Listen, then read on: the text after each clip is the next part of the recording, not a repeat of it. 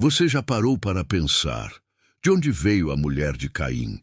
Se Adão, Eva, Caim e Abel foram os primeiros humanos com quem Caim se casou depois de ser expulso do jardim do Éden? Essa é uma das perguntas mais intrigantes da Bíblia. Um mistério que deixa muita gente com a pulga atrás da orelha. Mas e se eu te disser que a resposta pode estar escondida no próprio texto bíblico, esperando para ser descoberta?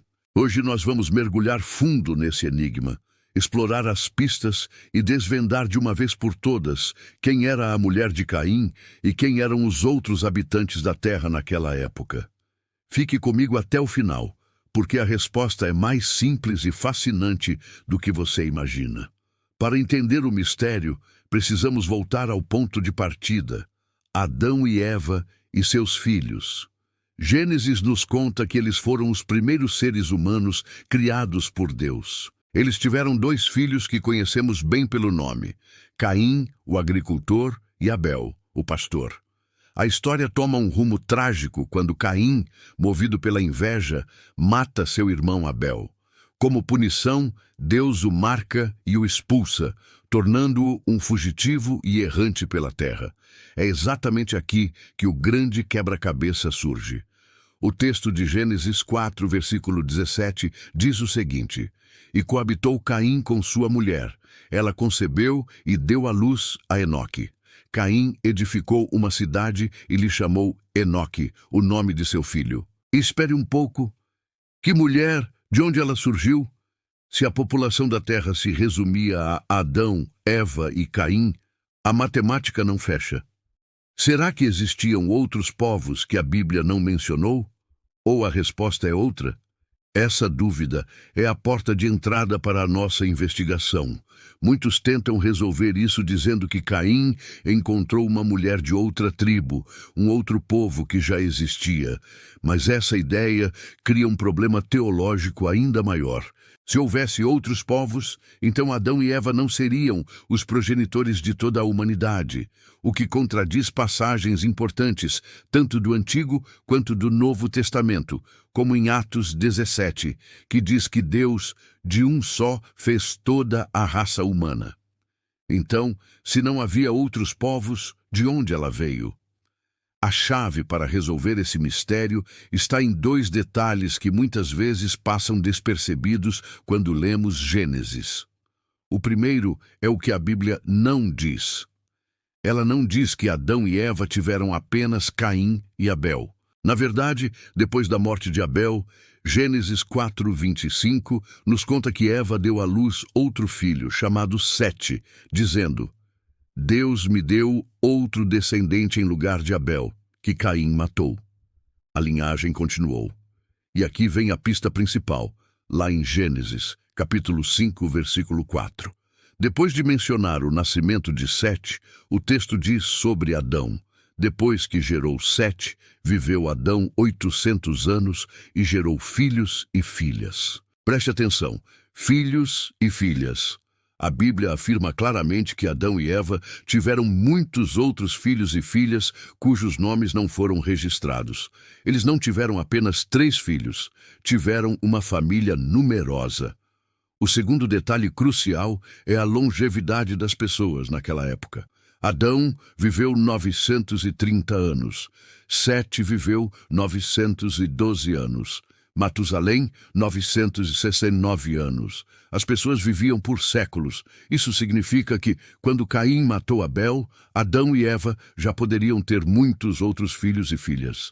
E mais, Caim não se casou no dia seguinte ao seu exílio. A Bíblia não especifica quanto tempo se passou. Durante as décadas ou até séculos que Caim vagou, seus irmãos e irmãs cresceram, casaram-se entre si e tiveram filhos, formando as primeiras gerações da humanidade. A população da Terra estava crescendo rapidamente. Adão e Eva, seus filhos, netos, bisnetos, todos vivendo por centenas de anos. Quando Caim finalmente se estabeleceu na terra de Nod, já existia uma população considerável, toda ela descendente de Adão e Eva. Portanto, a mulher com quem Caim se casou era, com toda a probabilidade, uma de suas irmãs, sobrinhas ou uma parente próxima. Sei que a ideia de um casamento entre irmãos pode soar estranha e errada para nós hoje. E com razão. As leis contra o incesto, como as que encontramos no livro de Levítico, foram estabelecidas por Deus muito mais tarde na história da humanidade. Por que só depois? Porque no início o pool genético humano era perfeito, recém-criado por Deus.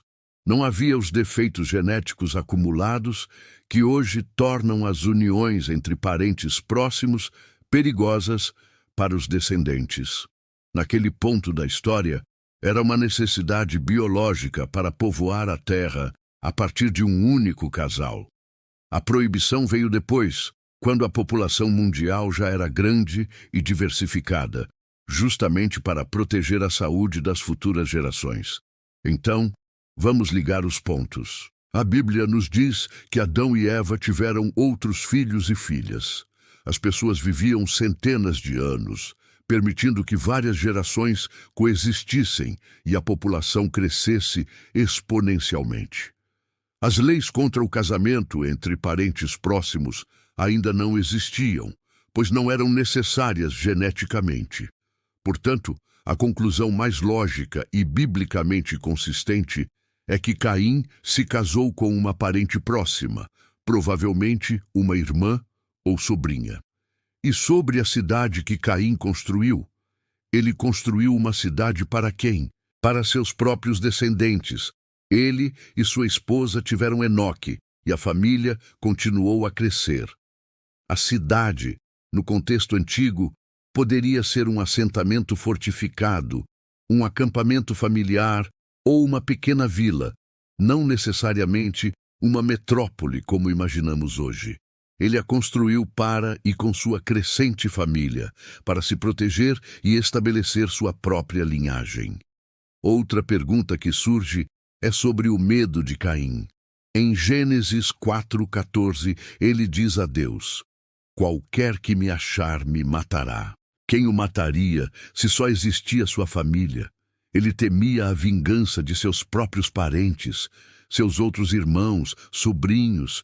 Quando crescessem e soubessem que ele havia matado Abel, poderiam buscar justiça.